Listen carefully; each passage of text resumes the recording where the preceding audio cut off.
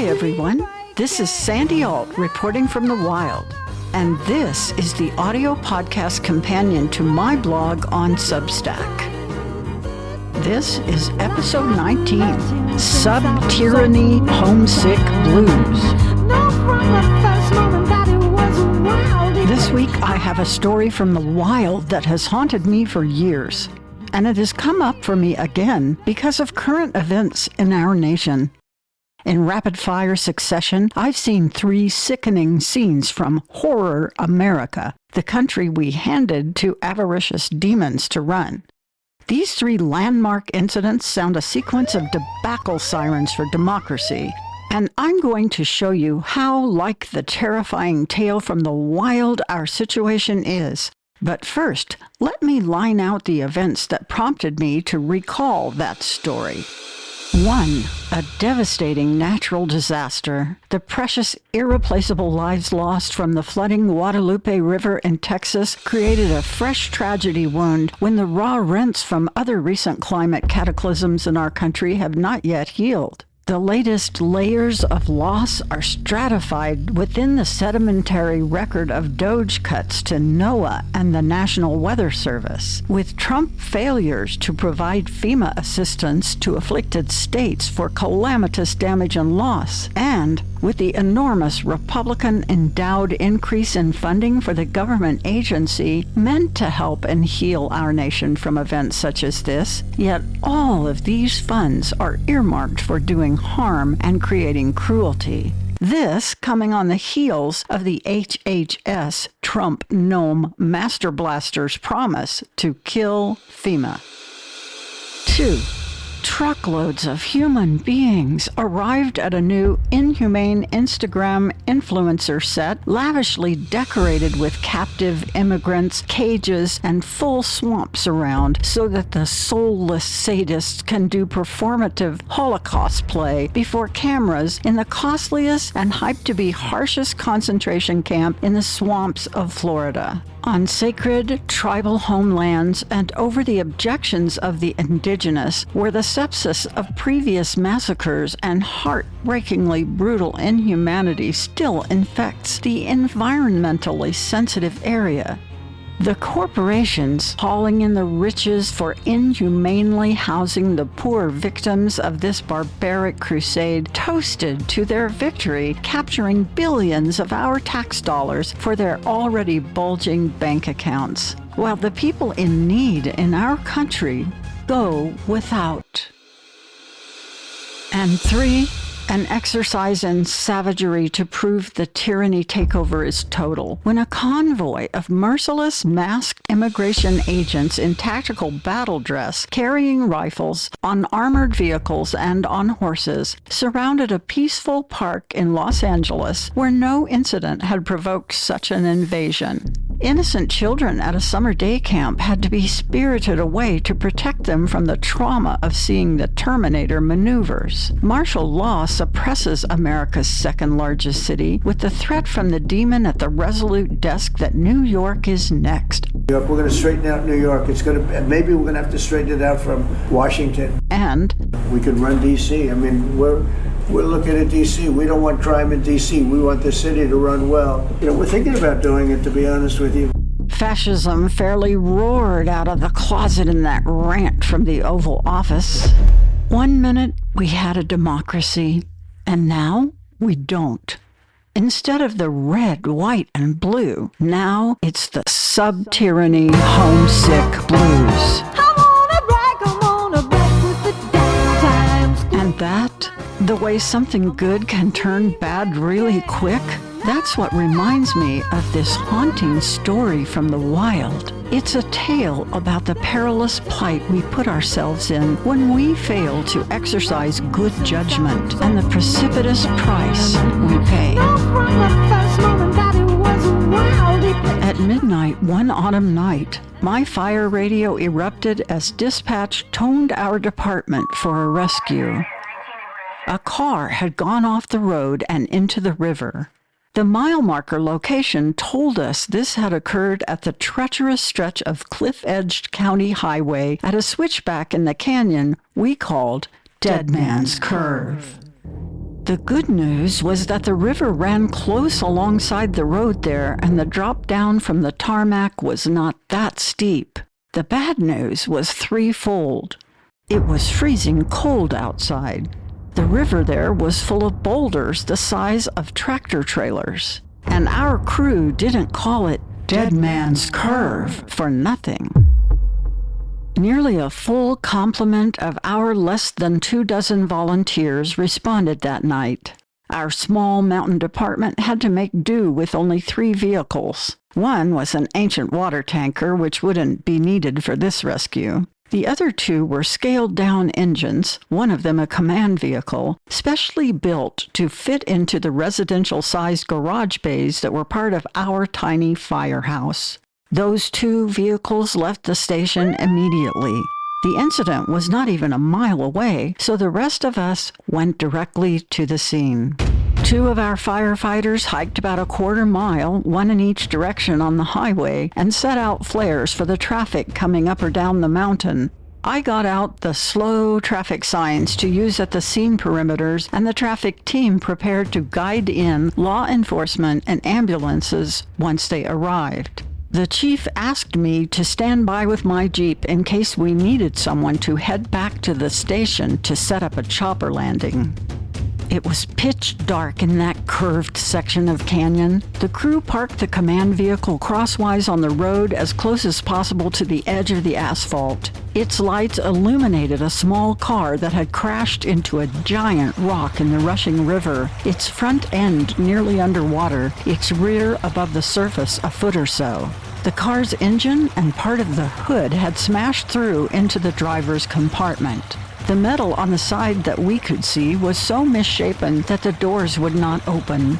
There had been 4 teenagers in the car, but one had crawled out a window, got up on the road, and gone far enough out of the canyon to get a connection to call 911.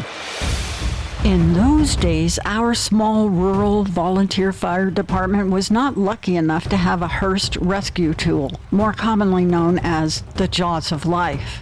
Lacking this immeasurably valuable hydraulic device for prying and cutting through cars, we were forced to use a Halligan tool, which is like a crowbar with one forked end and another with a chisel and beak.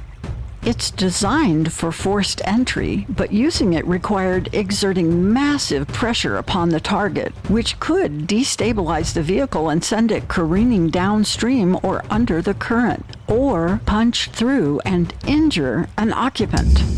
6 of our firefighters waded hip-deep into the swirling water, their headlamps illuminating the frightened faces of 2 young people in the back seat, one of them banging on an intact section of otherwise fragmented window. 2 of our men went to the more submerged side of the vehicle and soon returned to the operational side, shaking their heads. The car rocked slightly from side to side as the water surged around it. One of our longest-serving firefighters, a big muscular man named Pierre, stuck his head inside the partly opened window on the driver's side of the front seat. He was talking to the trapped occupant as he moved his head around to direct his headlamp. I could see the beam of light sweep over the pale face of a young woman, disappear into her lap, and then move across the seat to the other side, where the dashboard and frame from the opposite side of the car had caved in. 2 firefighters pulled the winch line off the command vehicle and attached it to the car to keep it from being swept off the rock and down the river. Once they'd managed that, they teamed up to try to pull open the doors on the uppermost side. Pierre took off his bunker coat and hurled it towards the bank. He reached one of his big arms in through the narrow opening of the driver's window and groped around for the door handle. It wouldn't budge.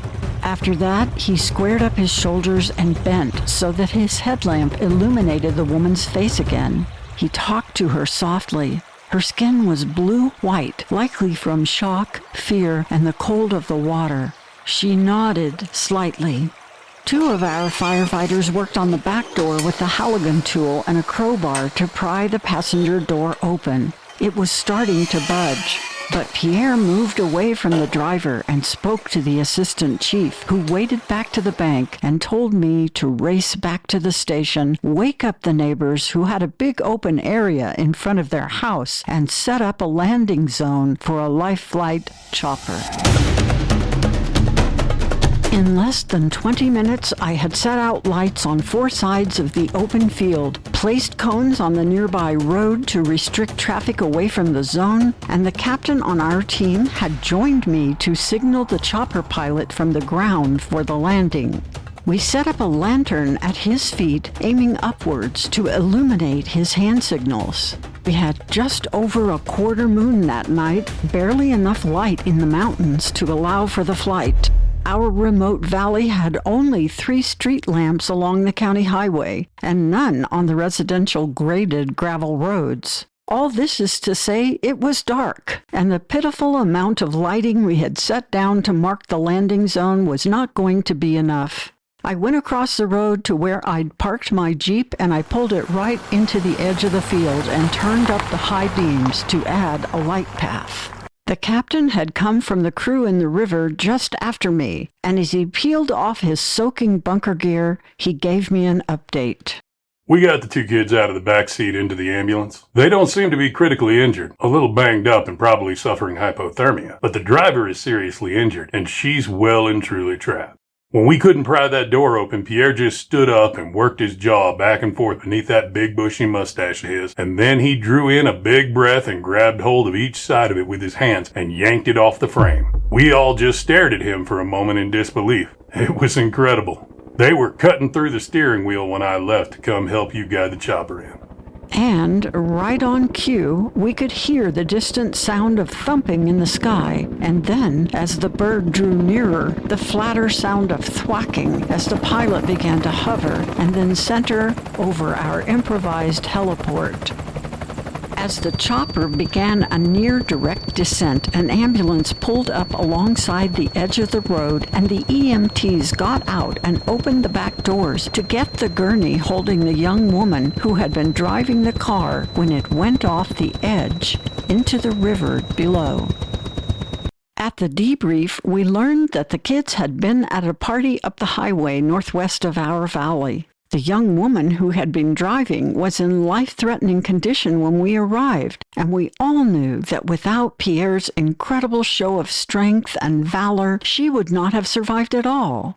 Though immobile, she had still been conscious when we helped put her in the chopper, and that was in large part due to Pierre's time-saving, heroic act, as well as the hard work of the rest of the team. On those narrow, twisting mountain roads, to drive after dark was fraught with hazard, especially through that part of the canyon where the road could be icy when other parts of the pavement were not. Younger and less experienced drivers driving through without keen awareness of this, perhaps even distracted or driving too fast, were a recipe for disaster. We responded to enough accidents there to know. And too many times, instead of a rescue, we sadly performed a recovery when the victims didn't survive at Dead Man's Curve. I am going to tell you why this story is haunting me now. Those of us who have been awake and aware of what's going on have been forced to look at all the loopholes in our democratic system of government that have been exploited by the Project 2025 Trumpian oligarch regime. And we can see a similar setup for danger that existed in my tale of that night at Dead Man's Curve.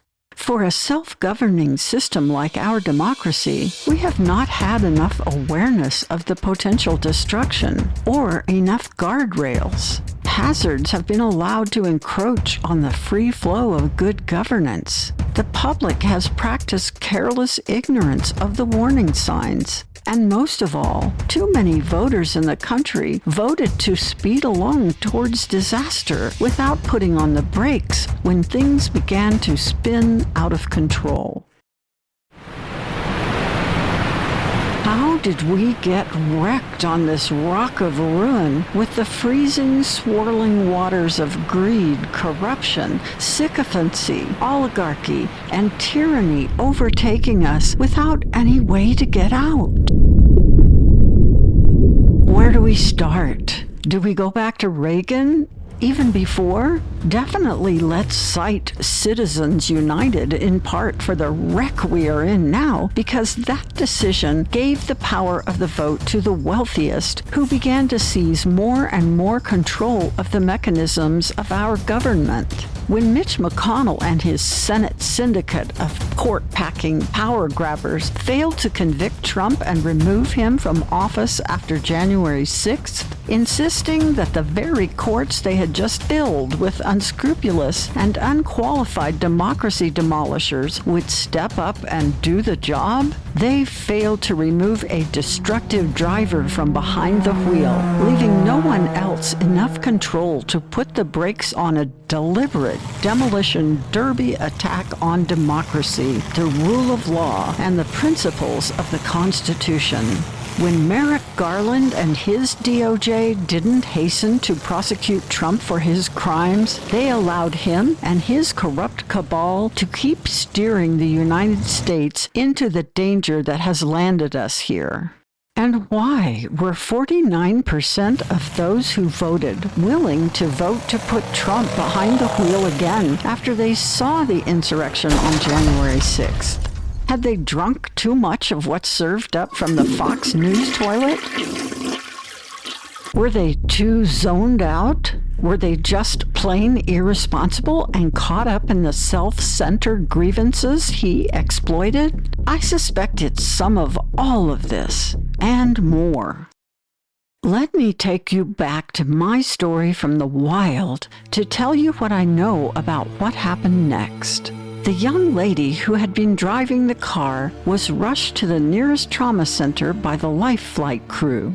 She had suffered a serious spinal cord injury.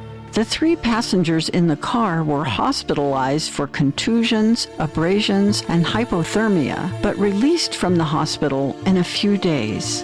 And that was all we knew about the victims of the tragedy that night on Dead Man's Curve. For a while. But in a few months, we had visitors come to the station, and the chief asked me to be there with him to greet them on the day they came. The visitors were the parents of the girl for whom we'd set up the landing zone.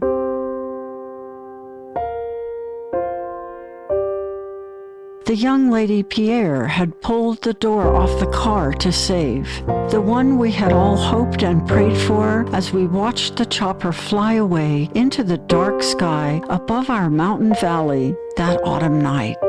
The mother told us, she was an honors student at the University of Northern Colorado. She's continuing treatment and therapy at a special facility for spinal cord injury survivors, but her recovery has been slow.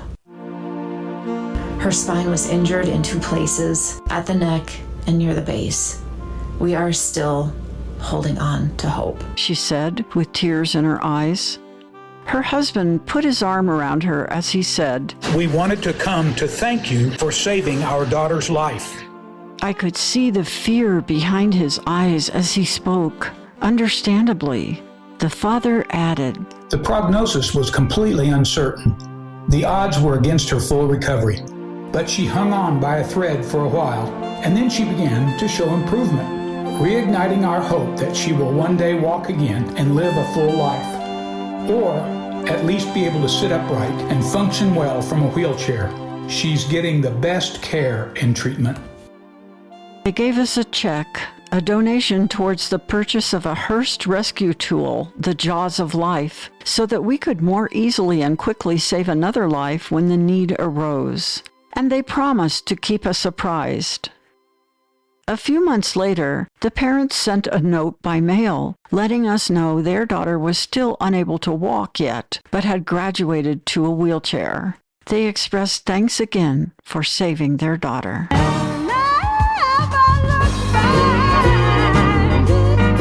I want to add something here that has nothing to do directly with the story, but bears telling. Just a year or two after this incident, our friend and heroic fellow volunteer, Pierre, who was a bastion of selflessness, strength, ingenuity, decency, humor, goodness, and devotion, passed beyond the ridge of this world and is now hopefully somewhere in the heavens we like to imagine for those who gave so much to our lives and to this world. He did not die from anything related to this incident, but rather from a terrible bout with pneumonia, one which came for him in the midst of his joyous life, exemplifying service and community. Our department, his friends, and his beautiful wife, who also leads a life of extraordinary service, his young son, his family, and our whole community were devastated at the loss. And I mention this because I want to honor him for his part in this story, a part he played in many other stories like this over the years he served his community. He saved the life of the driver of that car, and he likely saved many other lives over the course of his own too short time on this earth. As I think about him now, as I tell you this tale of the risk and the loss that parallels the story we are living together, I see Pierre throwing off his bunker jacket, drawing up superhuman strength, and pulling the door out of that wrecked and crumpled car to save the life of someone he didn't even know.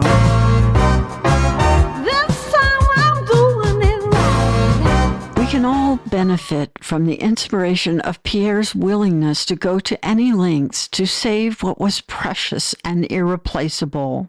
We all can be inspired to teamwork, to putting whatever skills we possess to work together, doing everything we can to save the nation we love before it is swept away.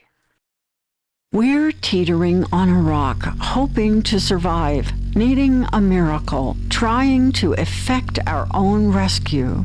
The courts, the Democrats in Congress who are fighting without the tools they need, the volunteers and citizens across the country who are giving whatever they have, doing whatever they can do.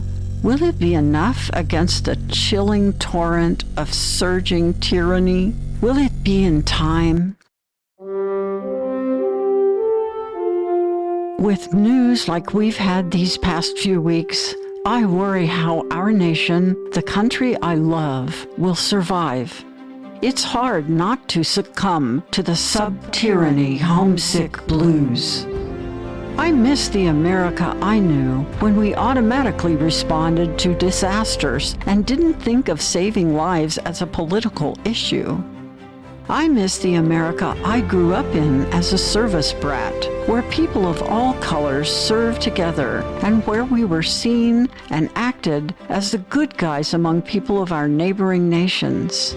And growing up in a military family, I miss seeing those in uniform, even those bearing arms, as protectors of our nation, not as invaders seeking to dominate and rule over American cities. When my dad wore his dress blues, I felt proud. Not at all like the sub-tyranny homesick blues I feel seeing the 3 events from the news that I mentioned at the beginning of this post.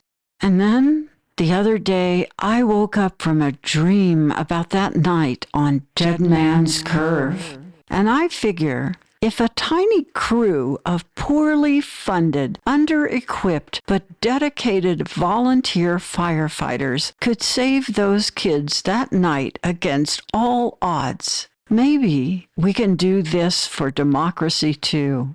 I'm guessing Pierre wouldn't even think twice about it. This has been Sandy Alt reporting from the wild. Every week or so, I publish a written blog on Substack, and then a few days after, I produce a podcast version like this one. You can read and subscribe to the companion blog to this podcast on Substack at sandyalt.substack.com. And you can see a photo of Pierre and one of me with a helicopter in the background at one of our improvised temporary helicopter landing zones there.